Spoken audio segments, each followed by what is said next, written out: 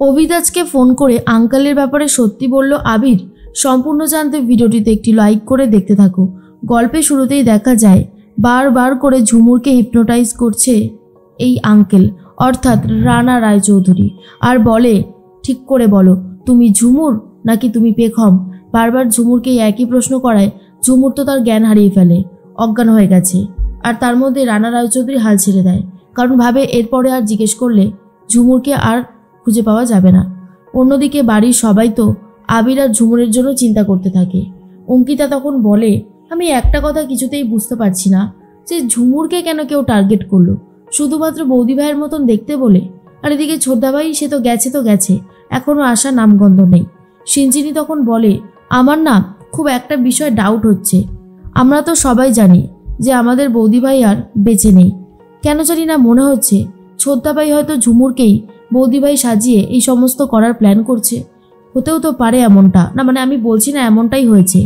তখনই রনিতার হাজব্যান্ড বলে আমারও না সেটাই মনে হচ্ছিল, বারবার আমারও এটা নিয়ে একটা ডাউট হচ্ছে, কি জানি কি হচ্ছে সত্যি বুঝতে পারছি না। তবে আমারও খুব চিন্তা হচ্ছে আবিরের জন্য, ছেলেটা উল্টোপাল্টা ঝামেলায় না জড়িয়ে পড়ে, কারণ এখন তো মানুষকে আর বিশ্বাস নেই যদি আবিরের কোনো ক্ষতি হয়ে যায়।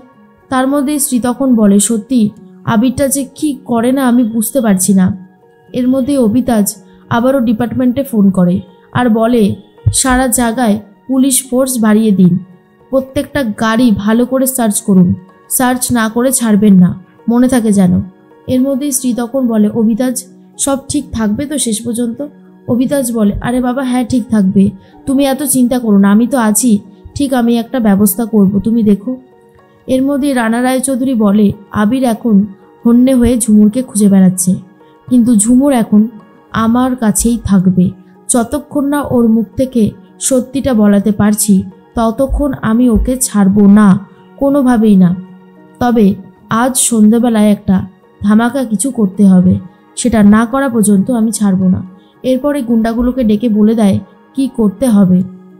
রানা রায়চৌধুরী এটা বুঝতে পেরে গেছে যে এই ঝুমুরকেই পেখম সাজিয়ে বদলা নিতে চাইছে আবির, আর ঝুমুরকে আমার কাছে পাঠিয়েছিল প্রমাণগুলো নেওয়ার জন্য।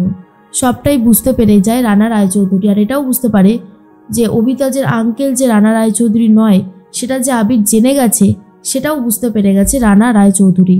আর ভাবে এবারে আমাকে পাল্টা চাল দিতে হবে, আমি যদি পাল্টা চাল না দিই তাহলে আমাকে শেষ করে ফেলবে ওই আবির, কিন্তু আমি তো সেটা হতে দেব না, যেভাবেই হোক আমি সেটাকে আটকাবো।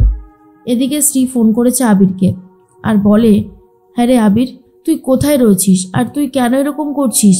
তুই বুঝতে পারছিস না বাড়ির সবাই তোর জন্য ঠিক কতটা চিন্তা করছে? আবির তখন বলে দি ভাই আমাকে ঝুমুরকে খুঁজে বার করতে হবে, ও আমার রেসপন্সিবিলিটি ছিল, তুই কেন বুঝতে পারছিস না? স্ত্রী তখন বলে আমি বুঝতে পেরেছি, কিন্তু তুই কেন এরকম করছিস ভাই, ফিরে আয়, ঝুমুরকে খোঁজার জন্য অভিতাজ তো আছে। দেখ আমি এই বাড়িতে চলে এসেছি, আমার এতটাই চিন্তা হচ্ছিল ঝুমুরের জন্য তোর জন্য যে আমি আর ওই বাড়িতে থাকতে পারলামই না। এরপরে ফোনটা কেটে দেয় আবির। আর অন্যদিকে রানা রায়চৌধুরী গাড়ি নিয়ে বেরিয়ে পড়ছে বাড়ির দিকে যাবে বলে। তার মধ্যে আবির রানা রায়চৌধুরীকে সামনে দিয়ে যেতে দেখে নিয়েছিল, তার জন্য গাড়িটাকে ফলো করতে শুরু করে আবির। ফলো করতে করতে ঠিক পৌঁছে যায় রানা রায়চৌধুরীর বাড়ি পর্যন্ত। তার মধ্যেই রানা রায়চৌধুরী তো ভেতরে ঢুকে যায়, কিন্তু আবির কি করবে, প্রমাণ তো নেই, তাই কিছু বলতেও পারছে না। এর মধ্যে অভিতাজকে ফোন করে জিজ্ঞেস করে আচ্ছা অভিতাজ দা তুমি একটা কথা বলো তো, আঙ্কেল কোথায়? আর এই আঙ্কেল কোথায় এই কথাটা শুনে তখন অভিতাজ বলে তুমি আবারও সেই একই প্রসঙ্গে কথা বলছো, প্রথমবার যখন ঝুমুর মিসিং হলো তখন তুমি এই প্রশ্নটাই করেছিলে আঙ্কেল কোথায়, এখনও সেই প্রশ্ন করছো কেন, কি হয়েছে বলো তো, কি ব্যাপার? তখনই ঝুমুরের কথাই বারবার ভাবতে থাকে আবির আর বলে তোমাকে যেটা বলছি সেটা প্লিজ বলো, কারণ জানাটা আমার খুবই দরকার। তার মধ্যেই মনে মনে স্ত্রী ভাবতে থাকে তবে কি আবির কোনোভাবে আঙ্কেলকে সন্দেহ করছে? কিন্তু আঙ্কেলকে সন্দেহ করে কি লাভ, আঙ্কেল তো এসব ব্যাপার কিছুই জানে না, তাহলে আঙ্কেলকে সন্দেহ করছে কেন? অন্যদিকে তমালিকা বলে সত্যি কথা আজকাল যে আবিরের কি হয়েছে, আবিরকে মোটে ঘরে বসিয়ে রাখা যায় না, সব সময় কিছু না কিছু ভেবেই চলেছে। আবির তখন বলে অভিদাস দা আঙ্কেলের ব্যাপারে খোঁজখবর নাও বুঝলে, এই রকম ভাবে ছেড়ে রেখো না, বলেই ফোনটা কেটে দেয়। অভিদাস তখন বলে সত্যিই তো, আজ তো সারাদিন আঙ্কেল একবারও আমাকে ফোন করেনি, ফোন ধরেও নি পর্যন্ত, আরেকবার ফোন করে দেখি। এরপর অভিতাজ ফোন করে জিজ্ঞেস করে, আঙ্কেল আপনি কোথায় আছেন? তখনই রানা রায়চৌধুরী বলে, এই তো আমি তো বাড়িতে চলে এসেছি। আসলে সকাল সকাল কিছু স্কুলের কাজের জন্য বেরোতে হয়েছিল, তোমাদের কাউকেই আমি জানিয়ে যেতে পারিনি, তার জন্য সরি। অভিতাজ বলে, না ঠিক আছে, আপনি রেস্ট নিন, আমি আর শ্রী আজকে এই বাড়িতেই থাকবো। তখনই আঙ্কেল বলে, বেশ। এর মধ্যেই রানা রায়চৌধুরী কায়দা করে জিজ্ঞেস করে, শুনলাম ঝুমুর নাকি মিসিং, তো ঝুমুরকে কোথায় নিয়ে যাওয়া হচ্ছিল? তখনই অভিতাজ বলে, ওই যে কৌশিকী ঝুমুরকে একটা অন্য হোস্টেলে রাখার ব্যবস্থা করেছিল, কিন্তু গাড়িতে করে যাওয়ার সময় কিছু লোক ওকে কিডন্যাপ করে নিয়ে চলে যায়। তখন রানা রায়চৌধুরী বলে, সে কি, তারপর খুঁজে পাওয়া গেছে? আবির বা কী করছে? তখন অভিতাজ বলে, আবির খোঁজার চেষ্টা করছে আর আমিও খোঁজার চেষ্টা করছি। আসলে রানা রায়চৌধুরী ঠিক এটাই জানতে চাইছিল যে আবির কি করছে। আর তার মধ্যে অভিতাজ বলে, আঙ্কেল আপনি ঠিকঠাকভাবে থাকুন, আমরা কালকেই চলে যাব। এর মধ্যেই আবির বলে, এইভাবে খুঁজে বার করা হয়তো পসিবল হবে না, কিন্তু আর তো কোনো উপায়ও নেই, এভাবেই খুঁজে বার করতে হবে ঝুমুরকে। তার মধ্যেই ঝুমুরের জ্ঞান ফিরে আসছে।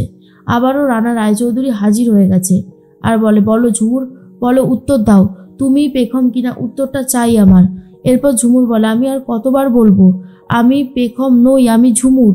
দাদাবাবুর বউকে ঠিক আমার মতনই দেখতে ছিল, কিন্তু আমি আর দাদাবাবুর বউ এক মানুষ নই, বুঝতে পারছেন আপনি? তার মধ্যেই রানা রায়চৌধুরী আর কোনো ডাউটসে থাকতে চায় না। ঝুমুরকে যেই ঘরটার মধ্যে রেখেছে সেই ঘরটায় আগুন লাগিয়ে দেয়, যাতে ঝুমুর একেবারে শেষ হয়ে যায়।